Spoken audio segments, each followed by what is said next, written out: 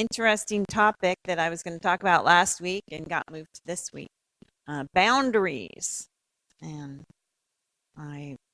which is probably the thing that spiritual boundaries is one of the things I'm working on for sure. So a lot of times when we look at things metaphysically, we think, well, what's the resistance? What is the resistance from me getting up and talking about boundaries? And how many people should be here and aren't, I have, wow, something's going weird with the sound. There's a quality where it goes on and off. It's like there's not is it going in or out or what? Let's just figure it out. Well, the volume seems to be like loud or none. Okay, it sounds good now. All right. Okay, I'm so distractible. I'm a little distractible. Here we go. I'm going to start over again. So we're going to talk about boundaries. Back on point. And what I want to say is I'm going to talk about it from a couple different points of view. From the very far out point of view, meaning looking at the universe from a great distance, from our highest possible self. And I'm going to talk about it from metaphysical Christianity, and then personally. So I'm going to talk about boundaries all those ways. Now, my point of view of taking the far out view is that if you go far out enough, everything's all right. If you take the most stepping back view, you remove the personal and you look at all of your lifetimes and all of everybody else's lifetimes and the creation of the universe, right? Then everything's all right. You get that far away from everything, it's just perfect. Everything happens how it's supposed to happen. If you have enough lifetimes and you look at all of them and you have so much understanding and compassion, appreciation for what it is. Now, you may not actually remember lifetimes. I don't remember whole lifetimes, but I remember a few flashes, and I know that this is not the only me.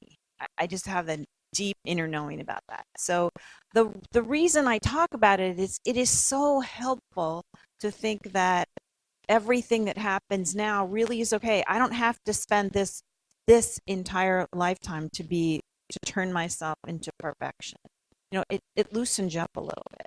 Like maybe this lifetime, I was supposed to learn to be a little whiny. And it's perfect, Exactly. So I like that. And there's a little bit of loveliness in the universe in string theory. I'm a big fanatic of string theory because I pretend to understand it. And a physicist named Brian Greene says this: string theory has the potential to show that all of the wondrous happenings in the universe, from the frantic dance of subatomic quarks to the stately waltz of orbiting binary stars, from the primordial fireball of the Big Bang to the majestic swirl of heavenly galaxies, are reflections of one grand physical principle, one master equation. So physics is so lovely in the mysticism of physics, right? Roy Williams says, in essence, string theory describes space and time, matter and energy, gravity and light, indeed, all of God's creation as music, vibrations. String theory is the vibration. Right. Now let me give you another point of view, metaphysical Christianity. I'm going to start with a reading from the New Testament, Matthew chapter 5. Again, you have heard that it was said to those of ancient times, you shall not swear falsely, but carry out the vows you have made to the Lord. But I say to you, do not swear at all, either by heaven, for it is the throne of God, or by the earth, for it is his footstool, or by Jerusalem, for it is the city of the great King. And do not swear by your head, for you cannot make one hair white or black. Let your word be yes, yes, or no, no. Anything more than this comes from evil. Well, then it goes on. You have heard that it was said, an eye for an eye and a tooth for a tooth. But I say to you, do not resist an evildoer. But if anyone strikes you on the right cheek, turn the other also. And if anyone wants to sue you and take your coat, give your cloak as well. And if anyone forces you to go 1 mile, go also the second mile. Give to anyone who begs from you, and do not refuse anyone who wants to borrow from you. Well, that's a whole lot of advice. And written, collected by people and lumped all in one sermon, basically attributed to Jesus of Nazareth. But it's so interesting because it seems a little bit contradictory. There's a lot of different things in there. So metaphysical interpretation is that these are aspects and they're symbols of aspects of you. Let me look on 2 quotes I want to talk about boundaries. Let your word be yes, yes, or no, no. Anything more than this comes from evil. And do not resist an evildoer. Now, how interesting is that? It almost seems like those things are just opposed to say the opposite. Now, Jesus's teachings make us think. He very often has, and for the times too, there were these, we're all used to all the quotes. They're kind of like second nature to most of us. We don't find them surprising because we've heard them over and over again, or at least we've heard them. But part of his mission seems to be a little bit of a, stick it to you so that you're listening and going, what? To make you think, to wonder what's happening. So here's these messages. Let your word be yes, yes, or no, no. Anything more than this comes from evil. And so that sounds like be firm, be clear. And then there's this other thing. If anyone strikes you on the right cheek, turn the other also. What do you mean? How can that be about boundaries? Like, what are you saying in the same darn paragraph that I should pay attention to? Well, here's the opposing messages. Don't make a vow, just say yes or no. Be impeccable with your word. And submit, in a way. Turn the other cheek. Let's explore. I want to talk about cognitive dissonance. It's one of the things I remembered from my college days. Psych 101. In psychology, cognitive dissonance is the mental stress, or discomfort experienced by an individual who holds 2 or more contradictory beliefs, ideas, or values at the same time. Or you perform an action that is contradictory to 1 or more beliefs, ideas, or values. Or you are confronted by new information that conflicts with existing beliefs, ideas, or values. Well, basically, cognitive dissonance is what happens when we are not true to ourselves in any way. So to me, that is the do not resist an evildoer.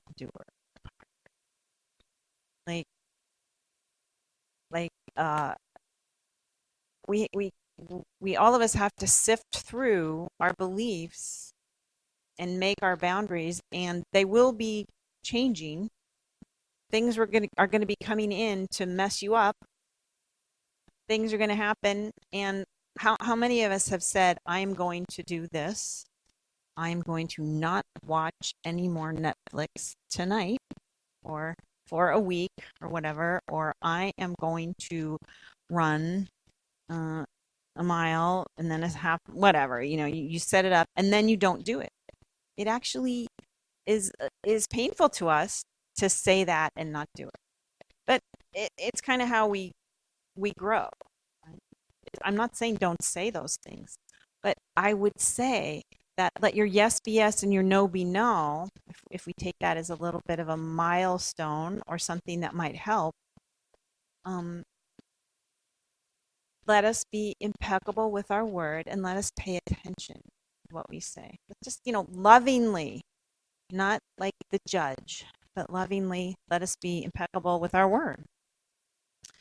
Um, so do not resist an evildoer. Instead, act from the power of love. Now, if you were in the ancient times and apparently people could come down and just conscript you, the Romans could conscript you and grab your coat and sign you up to walk and do all kinds of things. So instead of resisting, instead of choosing to be a victim, if you give them also your cloak, or they want your coat and you give the cloak, then you are not a victim.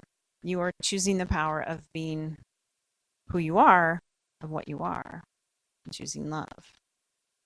Now, I'm not saying that these thoughts are going to be easily aligned. Each of us is going to have to sort through our beliefs and values and, figure it out.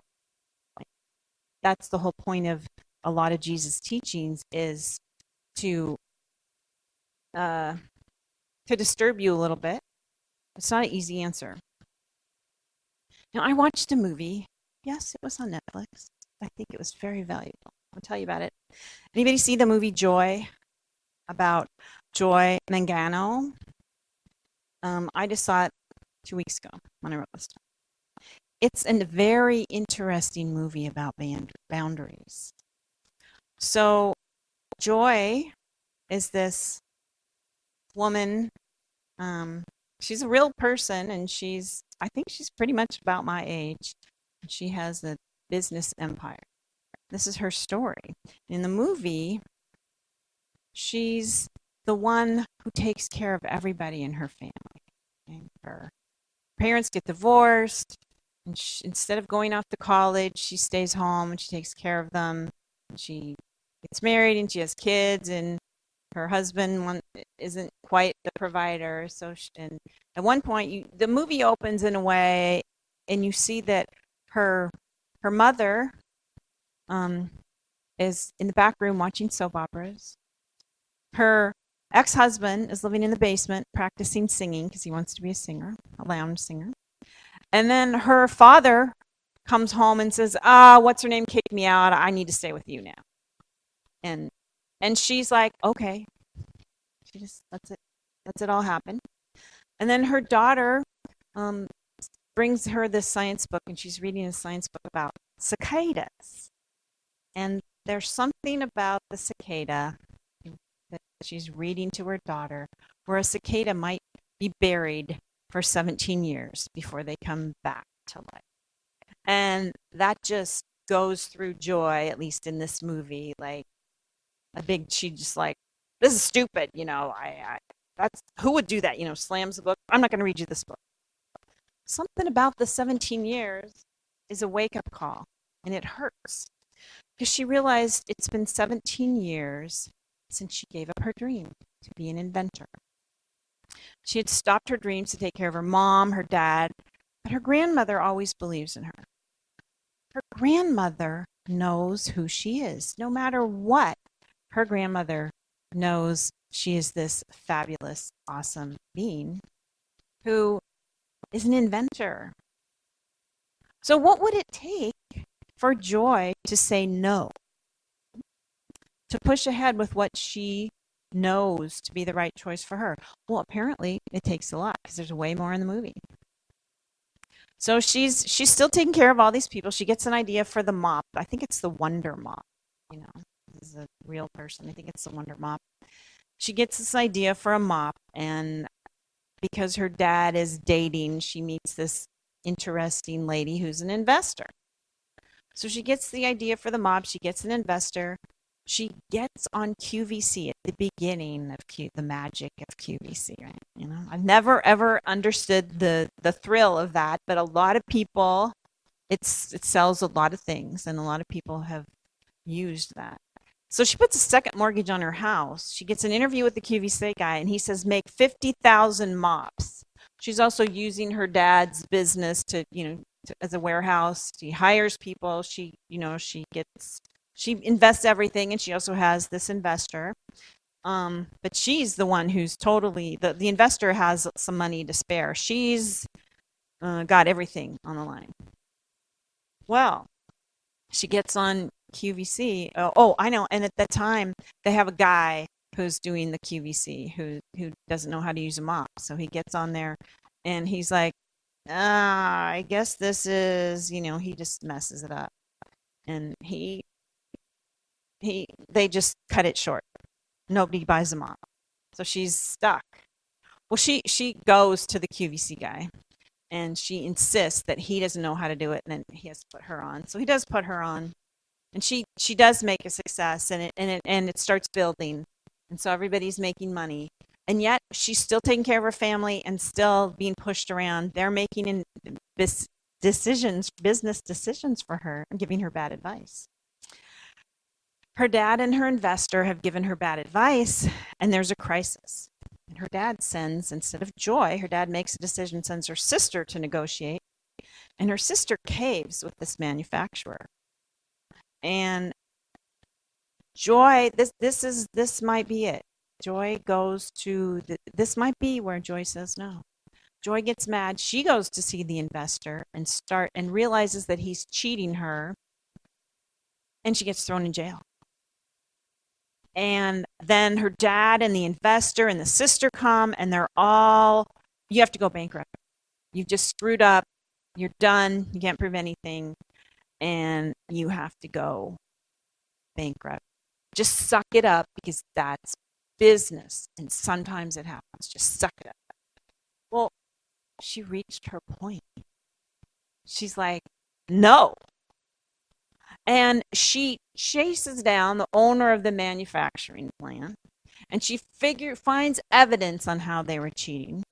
And she makes her request, and she basically she holds the boundary and forces this person to make good, and goes on.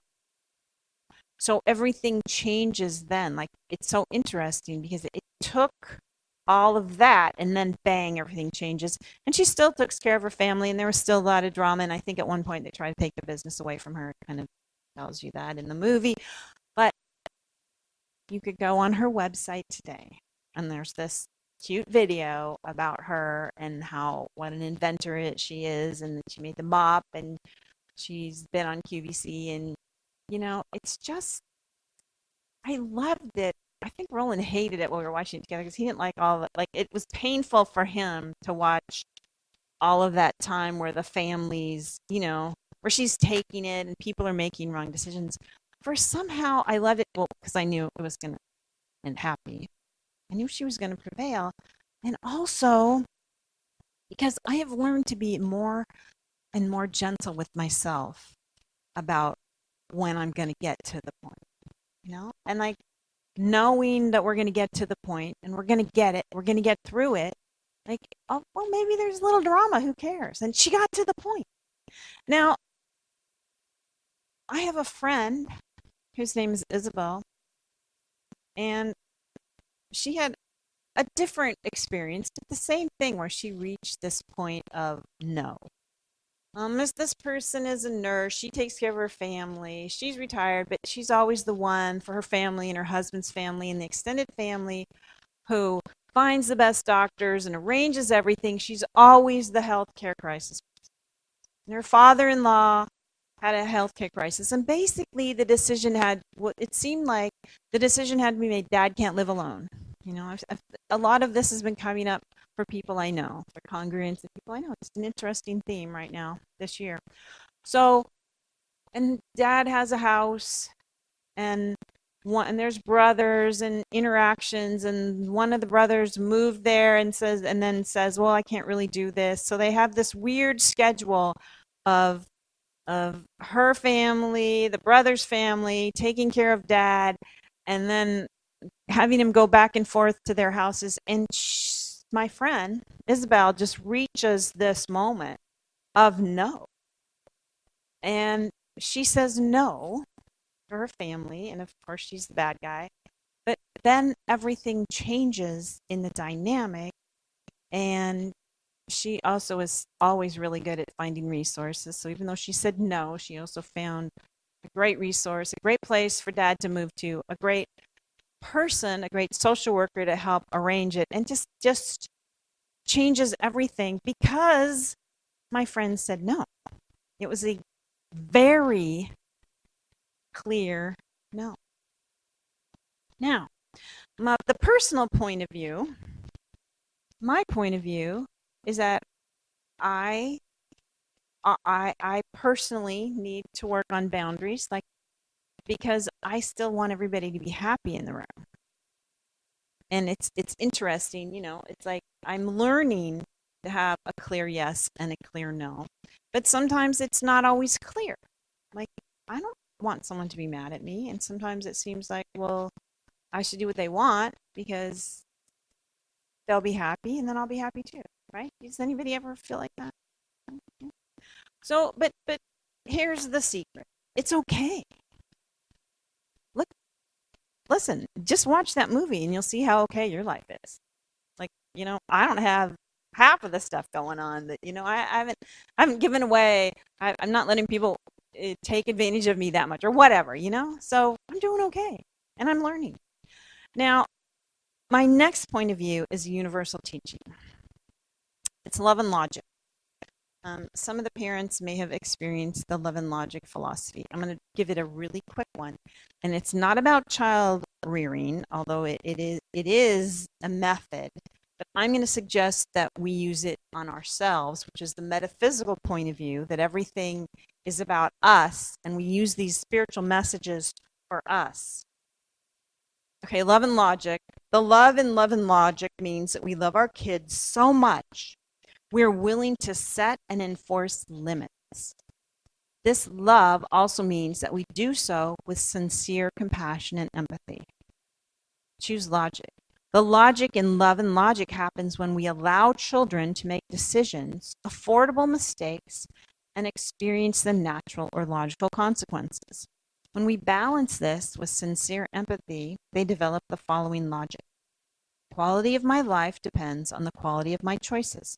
So here's what I'm saying to us, that instead of we love our kids, how about this? The love in love and logic means I love myself so much that I am willing to set and enforce limits. The love means I'm also going to have compassion and empathy for myself. It's not going to be easy. The logic is going to be when I allow myself to make decisions, affordable mistakes, and experience the natural consequences without freaking out. Like, if it's just about learning, maybe it's not so bad. Maybe if I could just, oh yeah, that happened. I realized that maybe I did that 5 times in a row, and I think I'm catching on.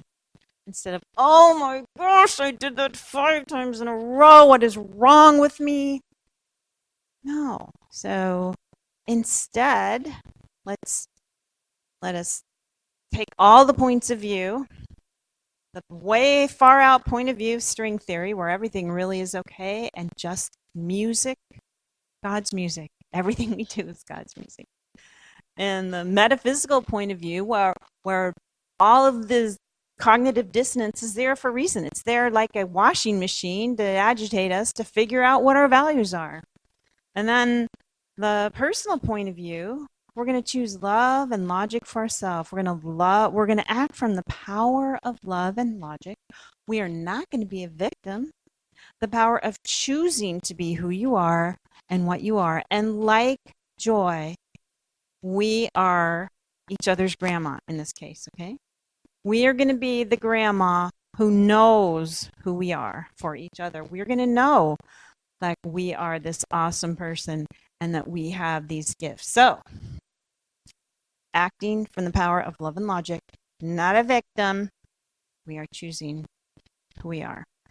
All right, let's take an offering for unity and let's listen to some more Beatles.